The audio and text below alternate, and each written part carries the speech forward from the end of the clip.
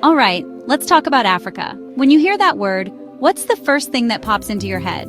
For a lot of people, thanks to years of, let's say, storytelling, it's probably images of safaris, maybe some poverty, and a whole lot of stuff that makes the continent look like it just showed up to the party of world history a little late. But here's the thing, that's not just wrong.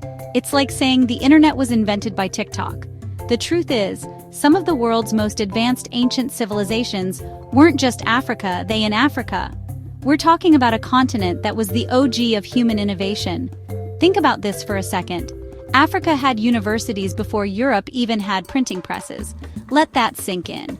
While folks in Europe were still figuring out how to mass-produce a book, scholars in places like Timbuktu were debating astronomy, law, and medicine in sprawling libraries filled with hundreds of thousands of manuscripts.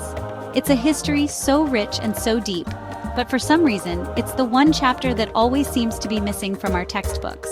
It's like the world's greatest story, but someone ripped out the first few hundred pages and told everyone it starts in the middle. So today we're going to put those pages back.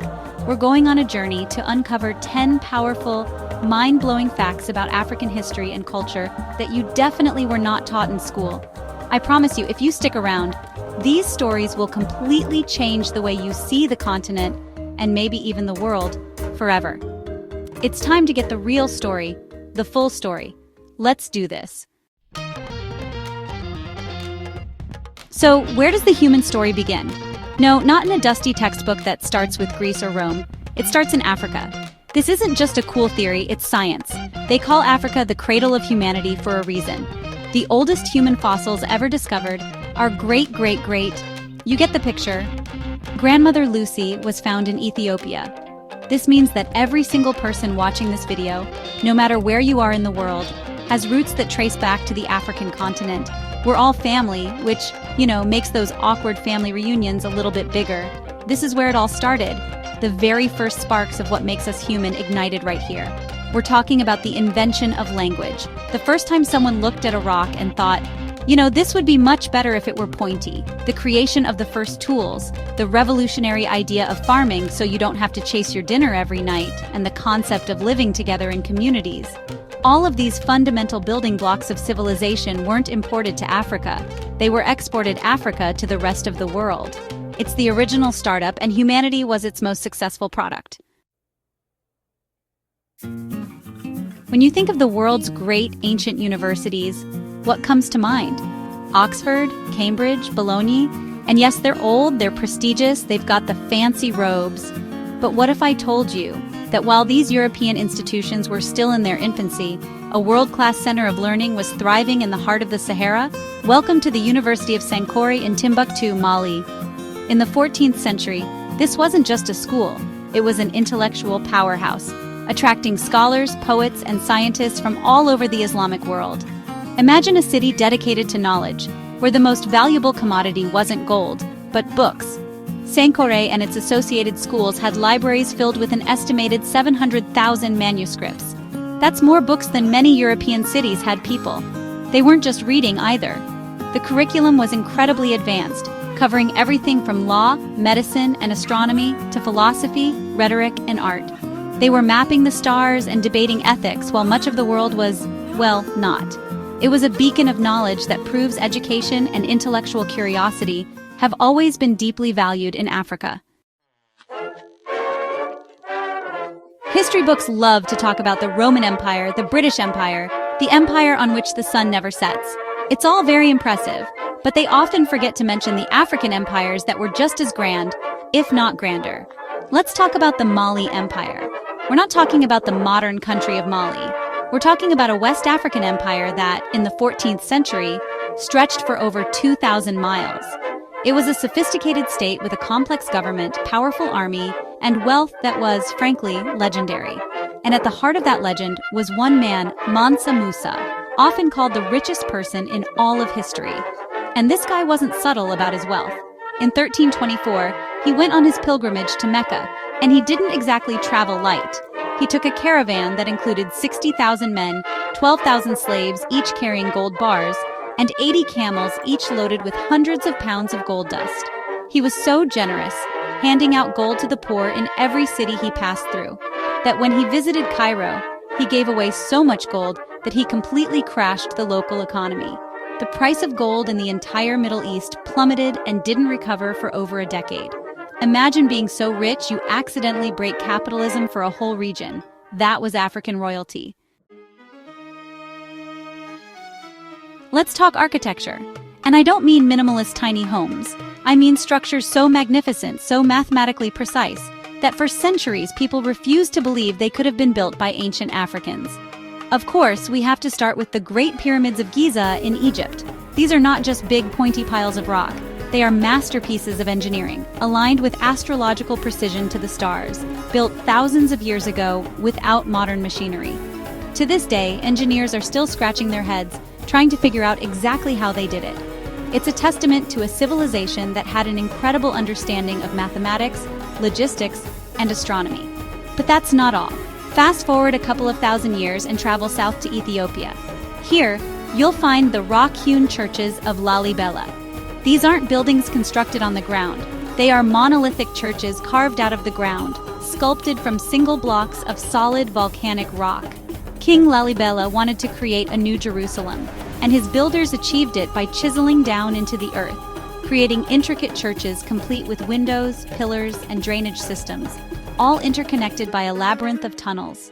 It's an architectural wonder that defies belief, a sacred landscape literally carved from the planet itself, showing a fusion of faith and engineering that is simply breathtaking. The story of Africa is often told through the lens of colonization, a narrative that can sometimes create a false impression of passive victims. But that completely ignores one of the most important parts of the story, the resistance. For centuries, African kingdoms, warriors, and everyday people fought back against European invaders with incredible courage, strategy, and resilience. This wasn't a brief struggle. It was a long, brutal fight for sovereignty and freedom that took place across the entire continent, from the Ashanti in West Africa to the Zulus in the south. And in this long history of resistance, there is one story that shines as a symbol of ultimate victory: Ethiopia.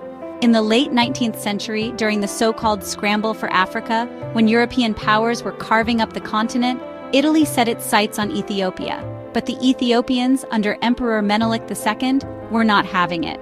At the Battle of Adibua in 1896, a unified Ethiopian army, using a combination of clever strategy and fierce determination, decisively defeated the technologically superior Italian forces. This victory was monumental. It sent shockwaves across the world and ensured Ethiopia remained the only African nation to successfully resist European colonization, a beacon of hope and pride for Black people everywhere. One of the biggest misconceptions about Africa is treating it like it's one single place. You know, people say I'm going to Africa like they're going to Delaware. It's a continent. A massive, sprawling continent, home to 54 countries and over 1.3 billion people. To say African culture is like saying European food, it doesn't make any sense. Are you talking about Italian pasta, German sausages, or French pastries? The sheer diversity within Africa is staggering, and it's one of its greatest strengths. We're talking about a continent with over 2,000 distinct ethnic groups and an estimated 3,000 languages. 3,000. From the Swahili-speaking traders of the East African coast to the nomadic Tuareg of the Sahara, the Yoruba of Nigeria, and the San people of the Kalahari. Each group has its own unique history, its own traditions, its own art, music, spiritual beliefs, and ways of life that have been developing for thousands of years. It's not a monolith, it's a mosaic, an incredibly rich and complex tapestry of humanity, and exploring that diversity is a journey that could last a lifetime. So, what are you listening to right now? Whether it's jazz, blues, reggae, salsa, hip-hop, or rock and roll, I can pretty much guarantee you that the roots of that music stretch all the way back to Africa. The continent is, honestly, the heartbeat of global music, the original source code for the rhythms that make us want to move. For centuries, traditional African music, with its super complex polyrhythms, call and response patterns, and use of unique instruments like the djembe, the kora, and the mbira, formed the cultural and spiritual core of communities. But you know, this musical DNA didn't stay in Africa. Through the horrific tragedy of the transatlantic slave trade, these rhythms and musical sensibilities were carried to the Americas. In the crucible of hardship, these African traditions blended with other influences and evolved into new forms.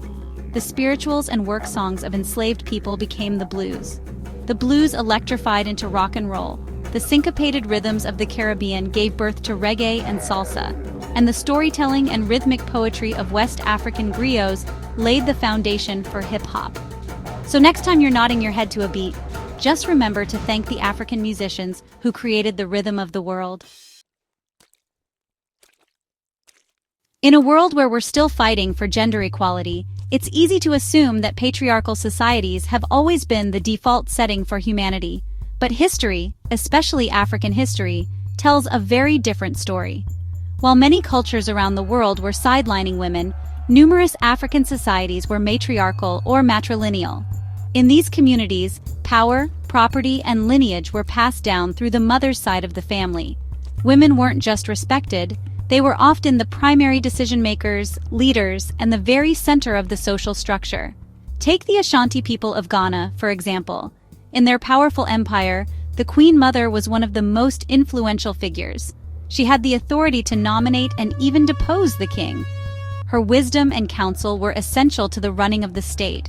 Or look at the Tuareg people of the Sahara, where women own the family home and livestock, and it is the men, not the women, who traditionally wear veils. These societies weren't an anomaly. They were a functioning, successful model of social organization that recognized and elevated the power and importance of women long before the modern feminist movement. The history of global trade is often presented as something that started with European explorers like Marco Polo or Vasco da Gama discovering new routes to the east. This narrative conveniently leaves out the fact that Africans had been key players in a thriving global trade network for centuries before Europeans even showed up.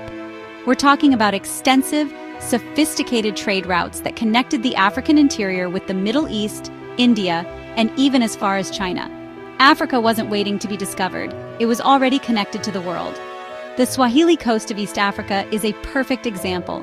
From around the 8th century, a string of bustling city-states like Kilwa, Mombasa, and Zanzibar became major hubs in the Indian Ocean trade network.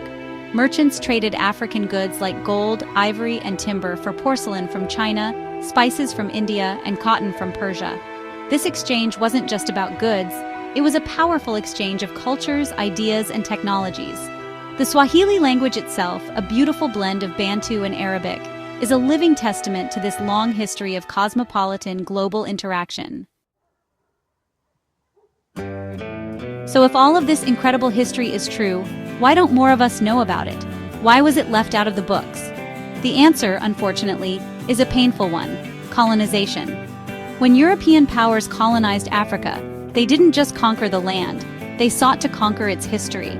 To justify their actions, they created and promoted a narrative of Africa as a dark continent, a place without history, culture, or civilization that was in need of saving. They systematically suppressed African knowledge, burned libraries, and rewrote history to place themselves at the center of the story. This distortion had a devastatingly long-lasting impact, affecting how the world saw Africa, and even how many Africans saw themselves. But that is changing. A revolution is underway. Across the continent and in the diaspora, African historians, archaeologists, writers, and artists are working tirelessly to reclaim their stories. They are digging up the past, both literally and figuratively, piecing together the true narrative from ancient manuscripts, oral traditions, and archaeological evidence. They are telling the story of Africa, for Africans, by Africans. And it's a story of resilience, innovation, and glory that the world needs to hear. And there you have it. 10 things that are just the tip of the iceberg when it comes to the real, incredible history of Africa. From the dawn of humanity to empires of gold and centers of ancient learning, this is a heritage that belongs to all of us. It's a story that has been silenced for too long, but as we've seen today, the truth is powerful, and it's finally being brought into the light. The narrative is shifting, and it's about time. We've only scratched the surface, and there are thousands more stories waiting to be told. This is more than just a history lesson. It's about correcting the record and giving credit where it's long overdue. If you found this journey as eye-opening as I did, please help us spread the word. Give this video a thumbs up, drop a comment below with the fact that blew your mind the most, and most importantly, hit that subscribe button and ring the bell. We'll be bringing you more amazing African history and cultural facts every single week, and you won't want to miss it.